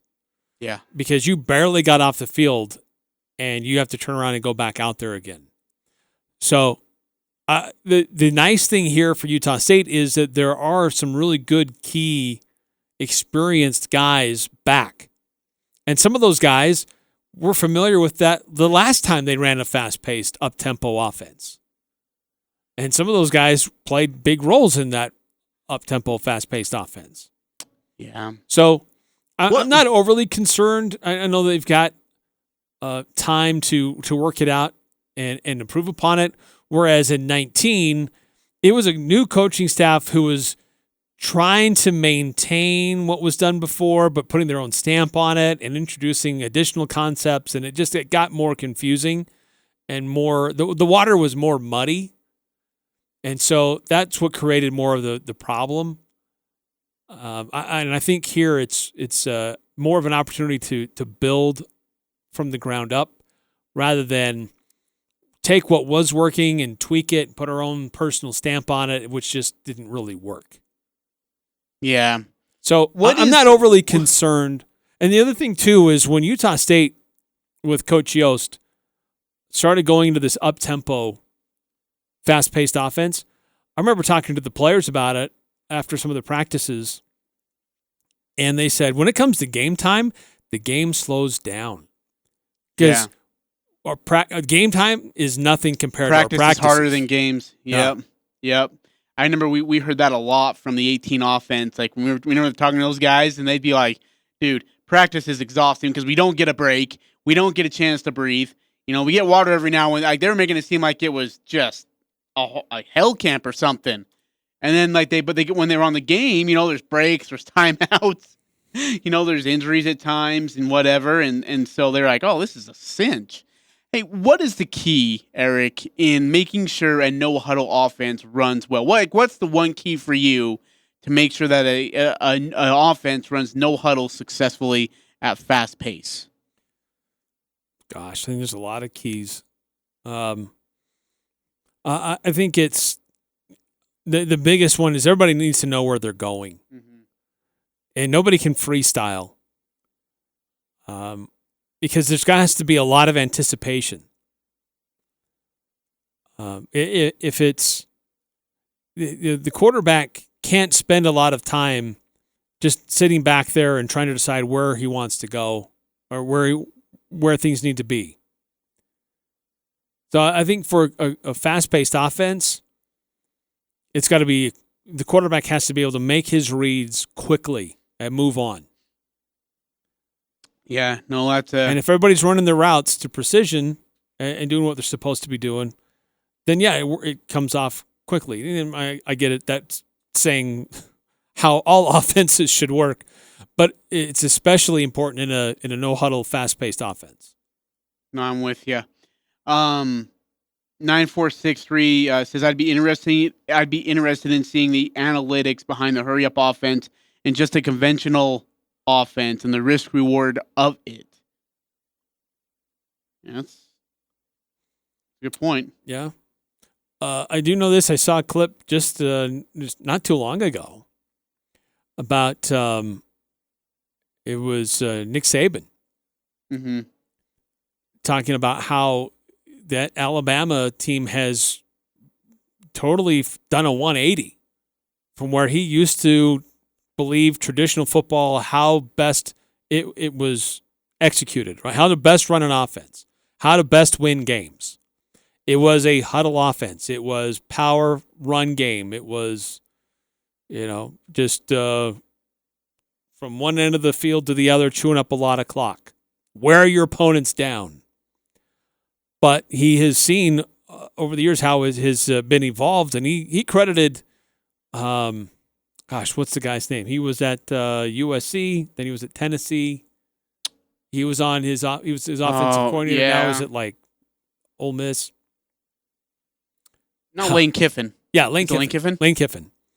Lane Kiffin convinced him that he needs to go at a quicker pace, and it needs to be more offensive firepower. And he flat out admitted, like, I fought it, but now I'm all for it. And Alabama is one of the fastest paced teams in the country. They were scoring touchdowns as fast as anybody, if not faster. And so it is definitely flipped. The trend has flipped. 9315, the fast and let's go slow I did with Gary did not work. Yeah, a lot of offense with Gary Anderson did not work. 93. Oh man, my computer froze. What do you got on 9310? 9310. If you don't get a first down, fast pace is a great way to lose. Yes, Air Force proved that. Boise State proved that, and BYU proved that when they played us. Like, we're going to shut down your offense, and then we're going to exhaust your defense. And we're going to put you behind the 8 ball, and then your offense is going to want to hurry up more, and it's just not going to work. So no, it's true.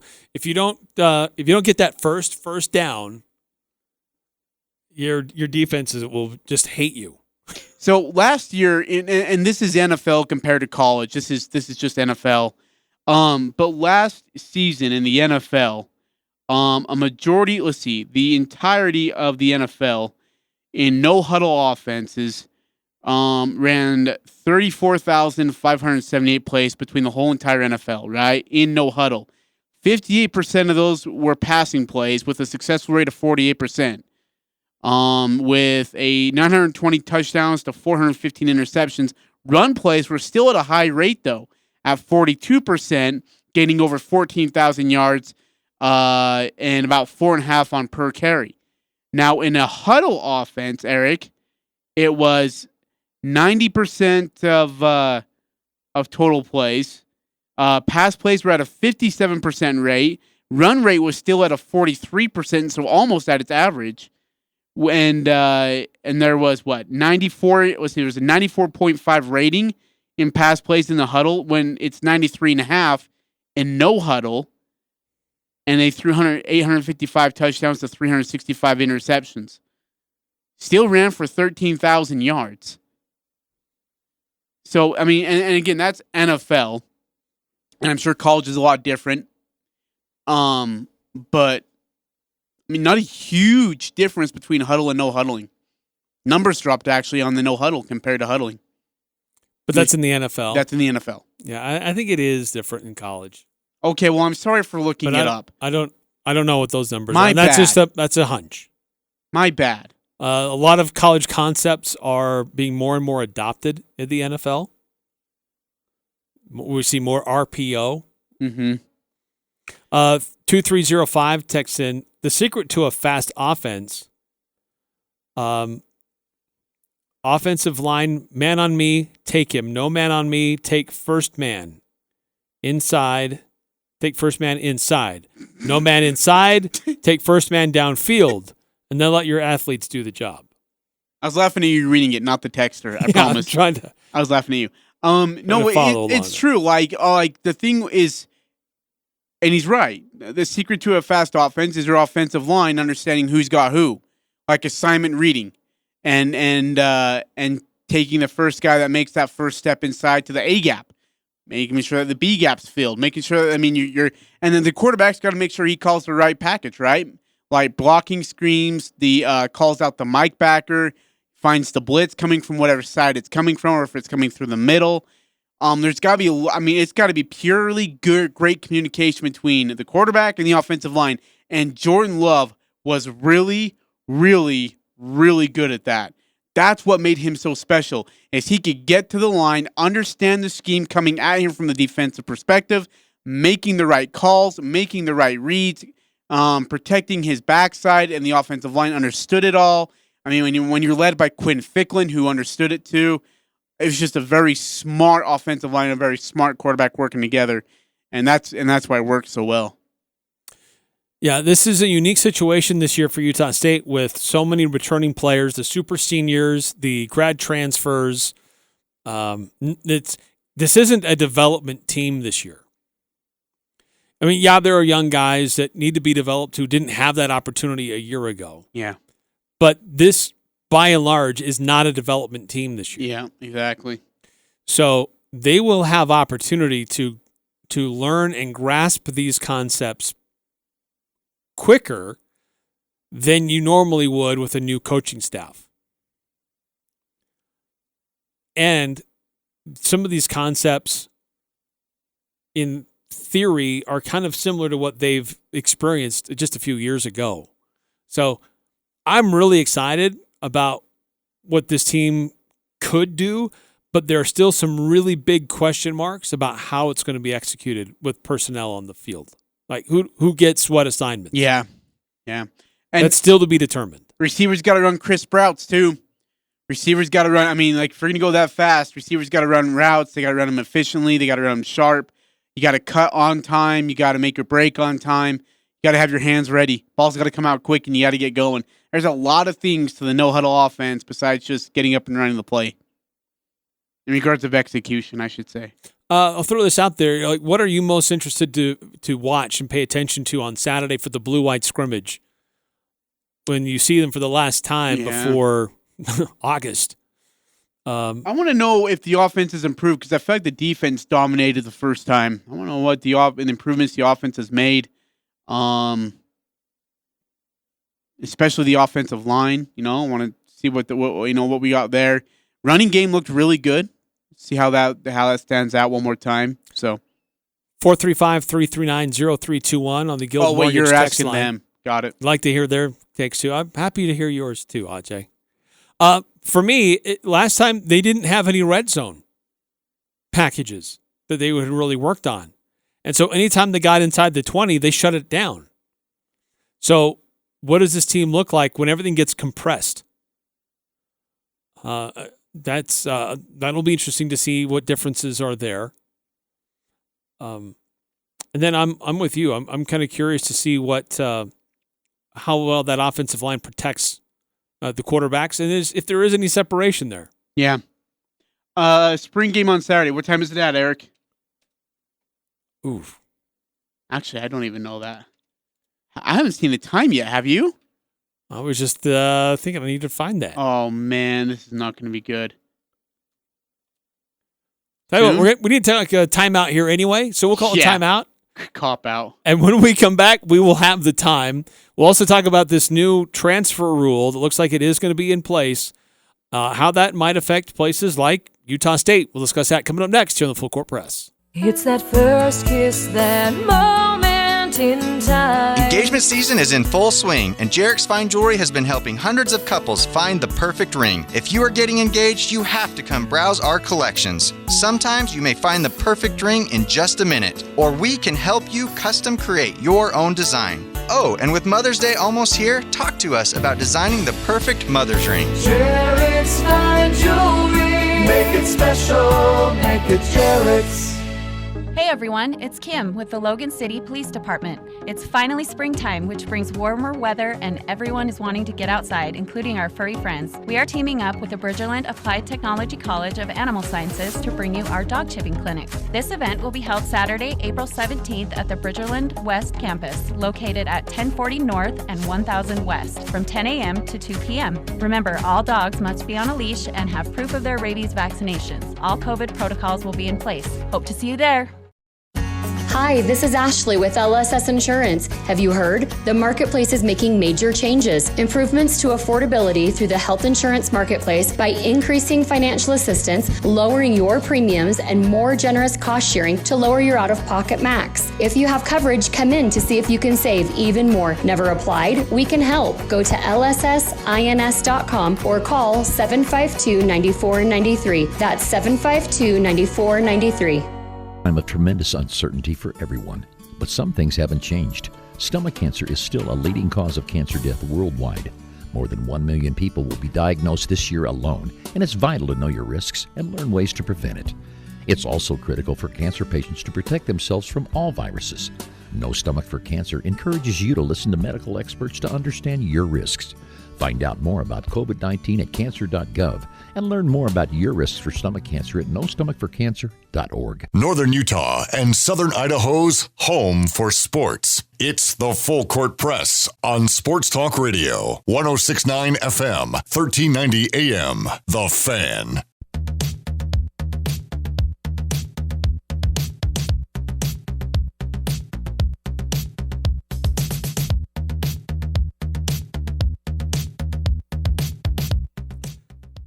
Welcome back to Full Court Press. Eric Frandsen, Ajay, Salvesen. Hey, just a reminder, join us at the job fair on Thursday, April 22nd, not tomorrow, a week from tomorrow.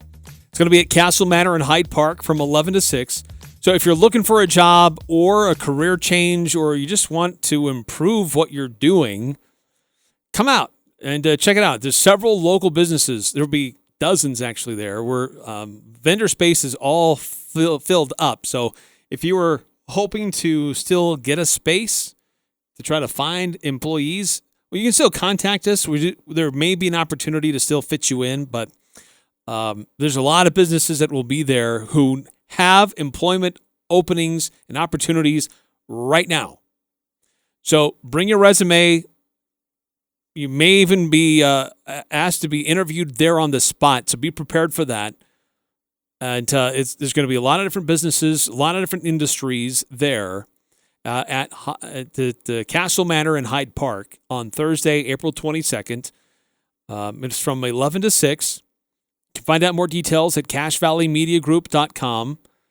And we'll see you at the job fair on Thursday, April 22nd at Castle Manor.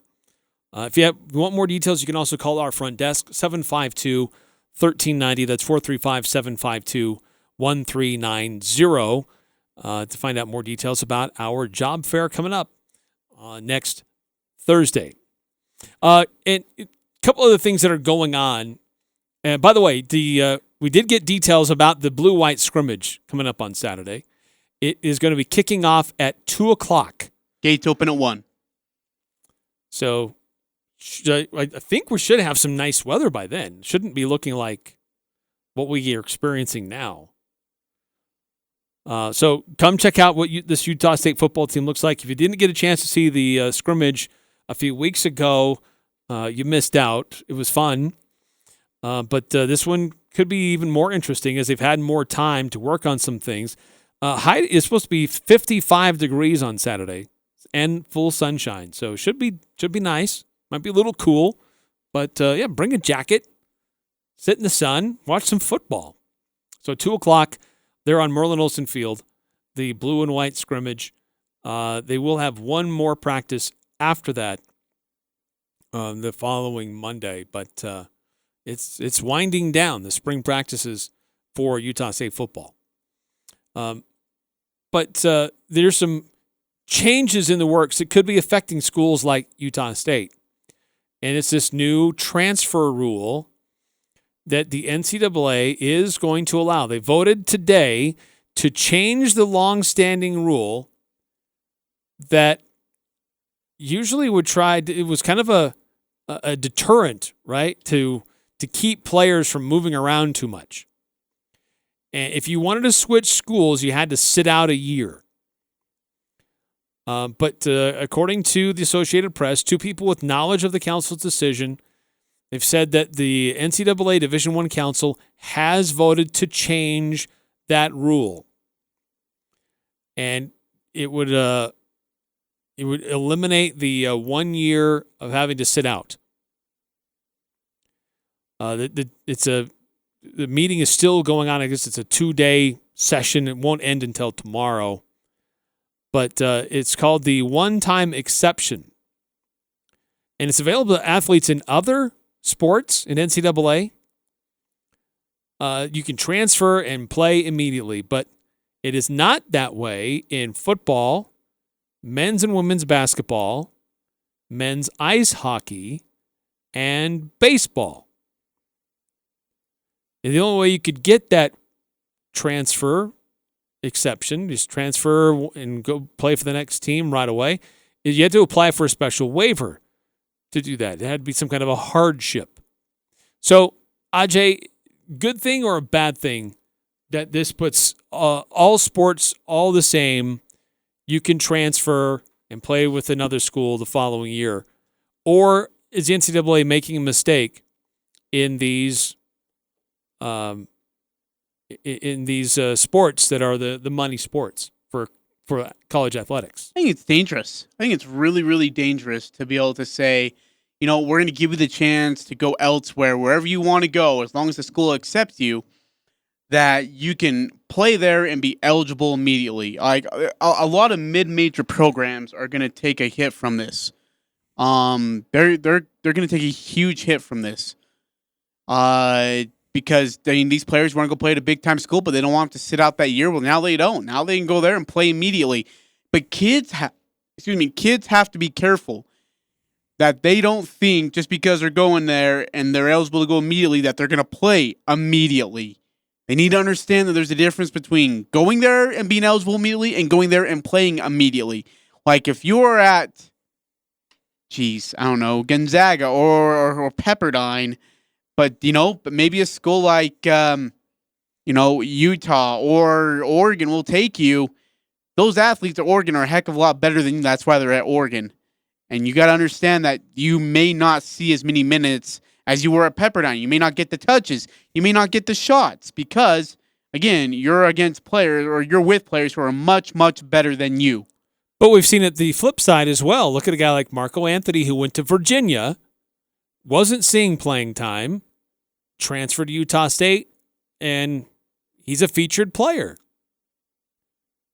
Yeah. Now he's going to leave and go somewhere else again, see? But Utah State has definitely benefited from that. They've had transfers from other programs. Mm-hmm. They've been able to step right in. Guys who thought they were going to have a role at a quote-unquote power program realized that they didn't fit in the proper pecking order like they thought they would, at least not according to their timetable, and opted to go somewhere else where they could be fit in and used right away. So it really works both ways. I'm in favor of this proposal. Why? Two big reasons. One, it puts all sports in line. They're all the same. Yeah. Okay. That's a good point. Like, why does softball get to transfer and without penalty, but girls basketball has a penalty? Why? I mean, that makes no sense to me. Why can't a volleyball player transfer from 1 year and play for another school the next year, but you can't do that in football? It just doesn't seem fair. Let's put them all similar. Let's all have the same rules across all sports. And then the other reason is, look, if it's not working with where you're at, why are you penalized? Why can't you go somewhere else where you do fit in better with where your skills may be more needed? Mm-hmm. Yeah, I think it's more the purging of smaller schools for P5 schools. Well, I think that's a common fear, and I understand that, but I think it works the other way just as well. But it doesn't. It doesn't. No, I mean, you're not going to get a guy from Arkansas being like, hey, let me go to Utah State. I mean, the Mountain to be West eligible is immediately. The Mountain West is full of players who were originally committed to go to Kentucky, UCLA, Virginia. Yeah. That look, it didn't work out. And they left. They come to the Mountain West, and they're star players in the Mountain West. And guess because what? they have a role, And they have an guess what? opportunity. Yeah, but here's the thing: is now 1 year now. Guess what? They're gonna leave. They get one great year, and then they're like, hey, now I'm back on the market. Now I'm valuable again. So let's go see what my value is worth in the market of the recruiting portal, and that's scary. Because so what, you get them for 1 year, and then you got to deal them off again, or they want to get out of there because they want to go to I mean, Matt McClung's he went from Georgetown to Texas Tech and is leaving again. Yes, that is a little silly. I mean, and there's a lot of those kids who have been to two schools in 3 years and are looking for a third one in 4 years. Kobe McEwen. That's a big one too. It was at Utah State, did fine, didn't wait it out, left to Marquette. I thought he did okay at Marquette. I thought he got opportunities. Now he's at Weber State where he's going to get a lot of opportunity, but he's at Weber State. You don't think Weber State's going to be excited about having a guy like Kobe McEwen on their roster who was in the Marquette? No, they will, but they got to understand, look, Kobe McEwen's going there for one reason, and one reason only, to get his. That's the only reason he's going, is to get his shots. 9315 on the Guild Mortgage text line. What is this teaching the college players that if it's hard, just go someplace elsewhere? How will this affect them down the road? Will they feel entitled? Well, and not everyone makes the pro league. And see, the other thing is people are like, well, coaches get to leave whenever they want, and then they get no. True. But this is different. There's no penalty for a coach. He doesn't have to sit out a year if he's going to get another job. And that's true, but he's coaching a team. Like, you're a player on the team, getting your school paid for and whatever, and if you develop a chance to be able to go out and... You're going to go somewhere else where they're going to pay for your school too. Yeah, but what good does that do you? Like, if you go from one Power 5 to another Power 5, or if you go from one Power 5 to a lower school, what does that tell coaches? He's like, hey, well, he can't be consistent in one place. He's got to go somewhere else. Why did you leave for this school? Why did you leave for this school? What's the reason? Look, coaches are always recruiting, whether it's kids at the high school level, junior college, or now in the transfer portal. It is a common way of life today, and it has been for years. It's not like this is a new thing that fell out of the sky. Yeah. Yes, the transfer portal has become a much bigger thing than it was 5 years ago. But it is a way of life. And look, what's it going to teach them? If it's hard, you just move somewhere else. Look, if you're in your current job and it's not working out, does everybody get mad at you? Or are you looking for an opportunity to try to find a better position? Yes, you should try to figure it out first, but if it's not working out, how long do you have to wait? And the other problem I have, and the one thing I got to ask you is with this whole recruiting and, or I guess the transfer portal, how much does it ruin the opportunity for high school kids who want to be recruited? Because now you can just dig through the portal, get what you want. Well, I agree. There may be some programs that are like, look, we're not even going to recruit high school players. I'm just going to focus on the portal. And I don't blame them one bit. I don't blame them in the least bit. I wouldn't. Look, if you can get a kid who's already been through college and he's already going through and he's played high-level ball and take him and put him on your team and he's going to be effective and impactful immediately, I'm taking that over a high school recruit. Easily. Because they will have already had the college experience. Yeah. The travel. And they've already developed themselves. The competition. And they've already developed themselves to be really, really good. All right, another quick break here in the Full Court Press. When we come back, some final thoughts. This is Jay from Daryl's Appliance. Earth Day is coming up. We have some laundry units that are less stressful on the environment, energy efficient, and won't be in a landfill in 2 years. Our Maytag front-load washers use less water and clean amazingly well. Plus, get $20 off our earth-friendly Excelsior laundry detergent with a purchase of select laundry pairs. That's at Daryl's, where service always comes first. Daryl's, west on Airport Road. See Daryl's Appliance in beautiful downtown Benson. There's a lot of strain on various industries right now. Supply stretched thin as demand is at an all-time high. If you are building or remodeling and are looking for ideas for stone to face your home, it's crazy. Coldwater Stone and Tree Mountain and Castellite and Logan want to take that frustration and challenge away from you. They are a local homegrown business with stone products made by Coldwater and sold by Castellite. Stop in and make your choice today for brick, block, rock, paver, and tile. Go where the pros go. Online at Castellite.com. The Full Court Press. Connect with us on Facebook, Twitter, and online at 1069thefan.com.